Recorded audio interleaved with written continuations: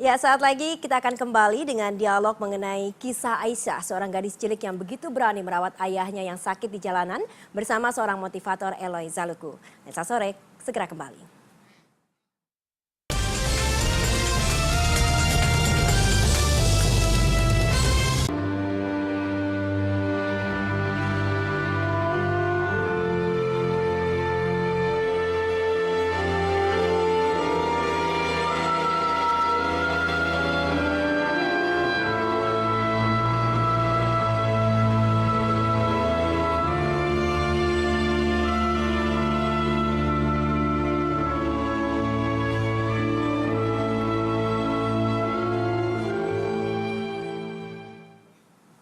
Pemirsa, dengan segala keterbatasannya, Aisyah tetap setia menjaga dan merawat ayahnya.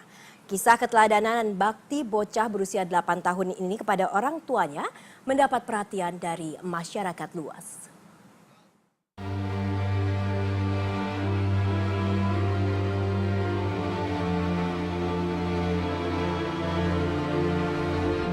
Sejak ayahnya sakit tidak berdaya, keluarganya tidak peduli lagi dengan nasib gadis kecil ini. Kerasnya kota Medan membuat gadis yang sejak usia 1 tahun ditinggal ibunya berpindah-pindah tak jelas arah dari jalanan satu ke sudut jalanan lainnya. Sambil mengayuh beca alusunya, Aisyah menghabiskan waktunya dengan setia merawat sang ayah yang mengalami sakit komplikasi. Di atas beca ini pula, Aisyah dan sang ayah tidur hanya dengan berselimutkan sarung dan beralaskan kardus. Hari-hari bertahan hidup dengan belas kasihan dari masyarakat. Kisah keteladanan Aisyah dan baktinya terhadap ayahnya mendapat perhatian luas dari masyarakat. Sejak Jumat kemarin, Aisyah kembali bersekolah dan sang ayah kini mendapat perawatan intensif di Rumah Sakit Pirngadi, Medan.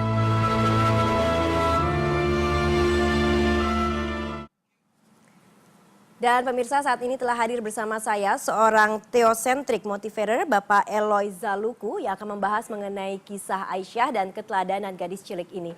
Ya, selamat sore Pak Eloy. Selamat sore Mbak Kenia. Ya, terima kasih telah hadir di studio B-Channel. Ya, kalau kita lihat Pak, kisah Aisyah ini begitu superhero sebenarnya, Betul superhero sekali. zaman sekarang ya. Bapak menilainya seperti apa? Di balik tubuh ciliknya, Aisyah ternyata mempunyai kekuatan yang begitu besar. Ini luar biasa sekali ya, dan ini menjadi pusat perhatian banyak orang saat ini. Dan yang pertama yang kita mau sampaikan adalah kita bersyukur ini ada 2 nyawa yang terselamatkan. Betul. Jadi Aisyah sendiri dan papa tercintanya yang sekarang sedang dirawat begitu ya. Iya. Dan sekarang Aisyah bisa mulai sekolah. Jadi ini adalah satu menjadi sumber motivasi kita. Jadi di tanah air ini, di tengah seringkali kita menjadi pesimistis, kita justru melihat ada contoh-contoh yang luar biasa. Yang begitu nyata. Yang ya, begitu nyata, yang tidak pernah terpikir. Dan itu munculnya justru dari jalanan. Orang-orang yang tidak pernah, yang orang-orang biasa gitu. Orang-orang biasa yang kita merasa, kita bisa belajar apa dari jalanan. Jadi kita bisa melihat sebetulnya bahwa begitu Tuhan mencintai bangsa ini.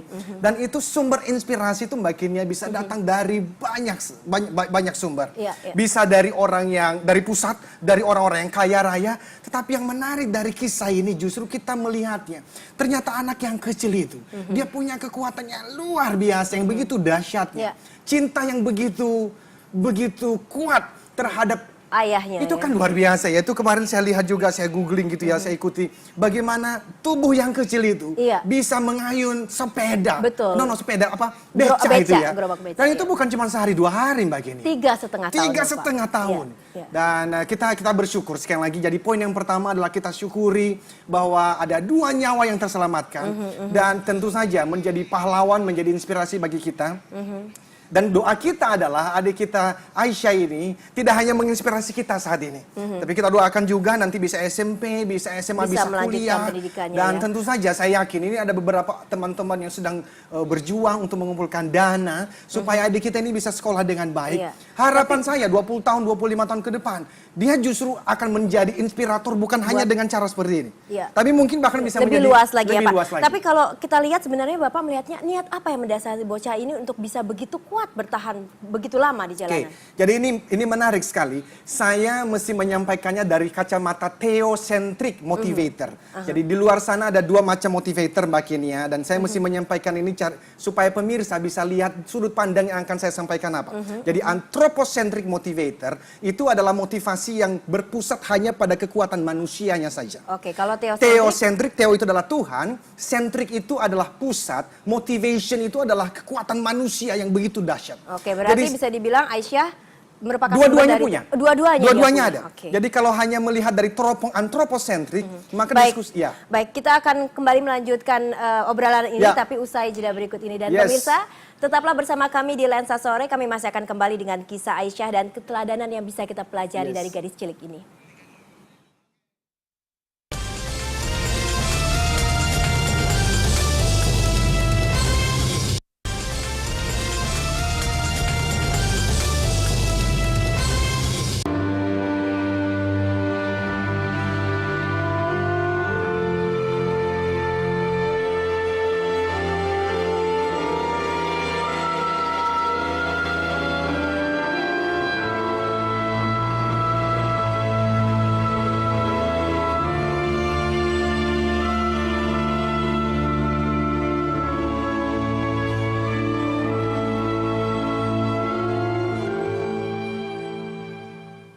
Ya pemirsa, kisah hidup Aisyah ternyata tak hanya mengetuk hati banyak orang. Sang ibu yang telah meninggalkan Aisyah sejak ia berusia 18 bulan, akhirnya muncul menemui bocah berhati mulia ini.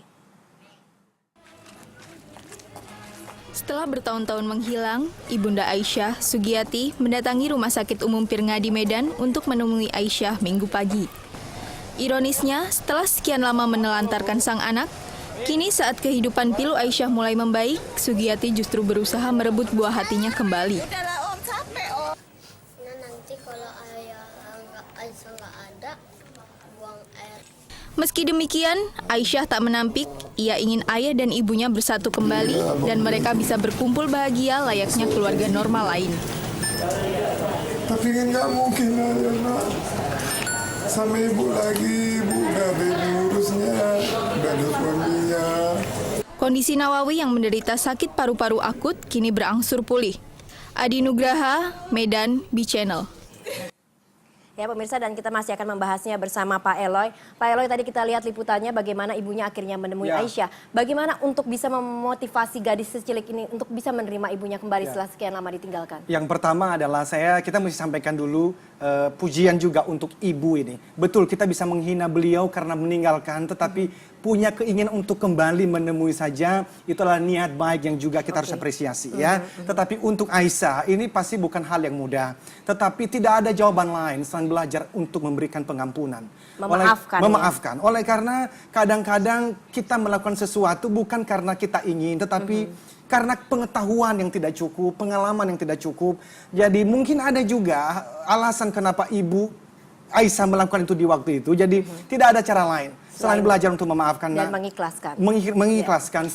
So apapun yang terjadi di masa lalu, toh hari ini juga bisa menjadi pembelajaran bagi banyak orang. Dan hidup harus tetap move on ya. Harus move on Aisyah. Pak, kita tahu kalau Aisyah dan ayahnya tidak pernah meminta-minta atau tidak pernah menjadi pengemis selama di jalanan. Ya, betul sekali. Seandainya semua orang berpikiran seperti itu, mungkin tidak ada lagi pengemis jalanan atau anak yang mengemis di jalanan. Betul sekali, dan inilah salah satu yang kita berikan apresiasi dan kita bersyukur. Muncullah orang-orang seperti ini di mana kita bisa belajar ya. Jadi mereka tidak meminta-minta, tetapi ternyata mereka bisa bertahan hidup karena kita juga mesti memberikan apresiasi kepada orang-orang yang menolong mereka tanpa minta-minta. Jadi kalau semua orang di Indonesia punya mentalitas bukan pengemis seperti ini, tentu saja bangsa ini akan menjadi bangsa yang kembali disegani oleh bangsa-bangsa lain. Jadi itu yang kita pelajari. Saya melihat ya Mbak Kenia, ini bukan hanya kejadian kecil. Sebetulnya ini adalah satu inspirasi yang saya merasa sebagai teosentrik. Tuhan berikan ini sebagai pembelajaran bagi bangsa ini. Dan pembelajaran itu datangnya dari pinggir jalan. Iya. Jadi berhenti mengemis sudah. Dan mungkin bisa juga menggugah empati masyarakat ya, karena ini sudah 3,5 tahun. Bapak, yang terakhir Bapak, kita tahu di kota besar Ya. itu banyak sekali warga Jakarta yang begitu, atau tidak hanya Jakarta tapi di kota besar yang begitu sibuk bekerja, Ya. sehingga bahkan untuk mengunjungi orang tuanya saja tidak sempat. Nah, kira-kira keteladanan apa yang bisa diambil dari kisah Aisyah seperti ini? Ya, keteladanannya adalah bahwa memang selama orang tua masih ada di sisi kita sih, adalah kesempatan untuk kita memberikan yang terbaik dan bukan hanya omongan toh. Itu adalah berbicara mengenai tindakannya. Walaupun Mbak Kenia, kalau kita berbicara mengenai kesibukan bisa menjadi alasan yang bisa make sense juga bagi banyak orang. Tetapi saya pikir dari kejadian ini bisa kita pelajari untuk apa? Kalau mau memberikan yang terbaik untuk orang tua, berikan mereka ketika mereka masih hidup. Karena kita tidak pernah tahu apakah mereka ada di sana esok hari.